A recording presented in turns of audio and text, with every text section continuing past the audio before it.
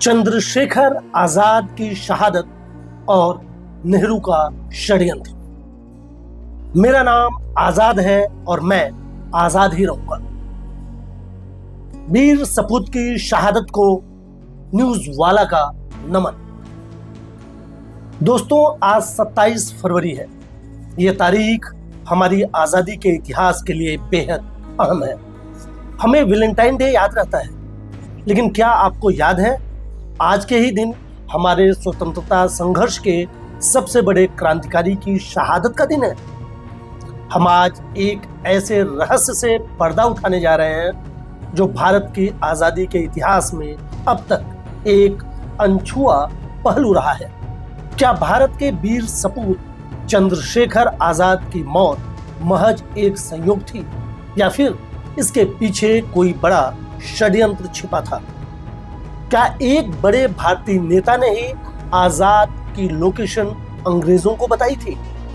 और क्या ये नेता कोई और नहीं बल्कि खुद जवाहरलाल नेहरू थे?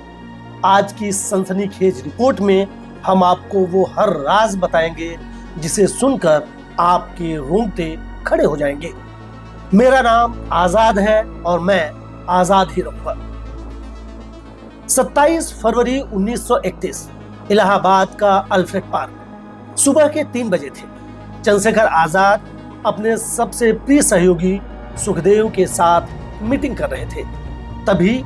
तब के अल्फ्रेड पार्क और अब के चंद्रशेखर पार्क में अंग्रेज पुलिस ऑफिसर नॉट वॉवर की एंट्री होती है। भारत का एक वीर सपूत अपने ही देश की मिट्टी में लहूलुहान हो गया।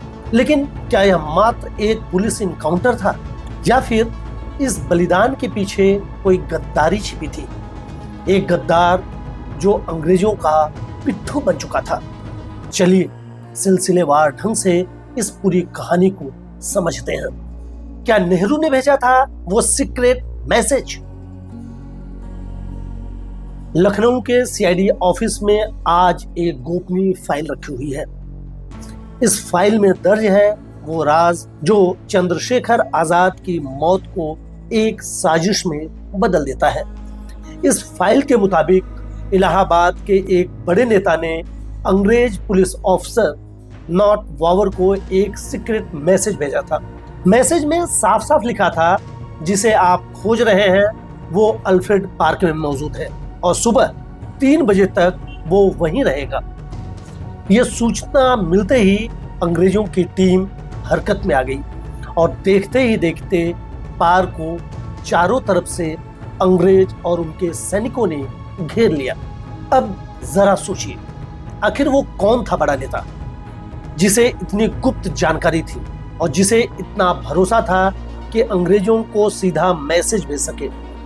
जानकारों का मानना है यह कोई और नहीं बल्कि पंडित जवाहरलाल नेहरू थे। जी हाँ, वही नेहरू जो स्वतंत्रता संग्राम के नायक थे।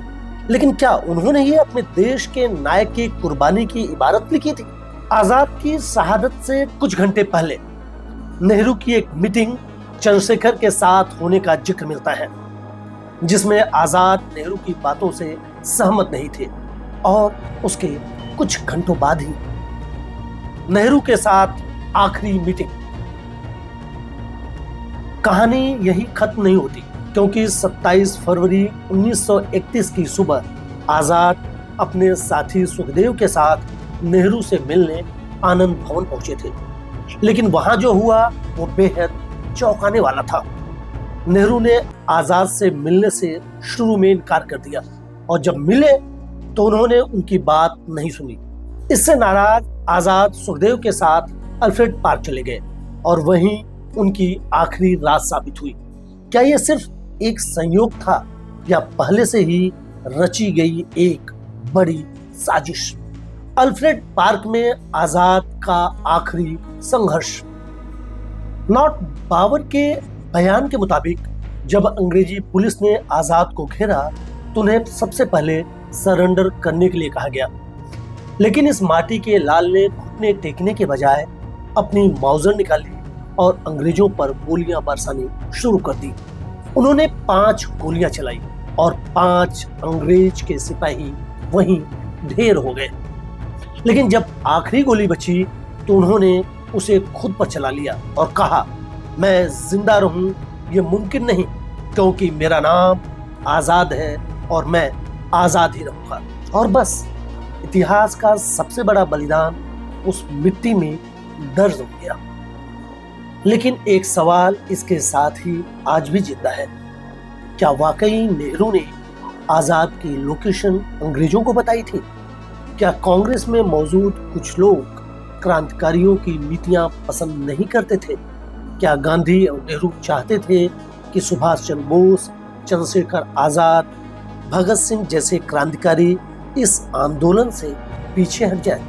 ये सवाल आज भी इतिहास के पन्नों में एक सवाल के रूप में दर्ज है और इसका जवाब आने वाली पीढ़ियों को तलाशना होगा। तो दोस्तों, आपको क्या लगता है, क्या आजाद की मौत के पीछे एक गद्दारी थी? क्या सच में नेहरू इसमें शामिल थे? हमें कमेंट में अवश्य बताएं और इस वीडियो को ज्यादा से ज्यादा शेयर कीजिए ताकि हर भारतीय को ये छुपा हुआ सच पहुंच सके। जय हिंद, वंदे मातरम।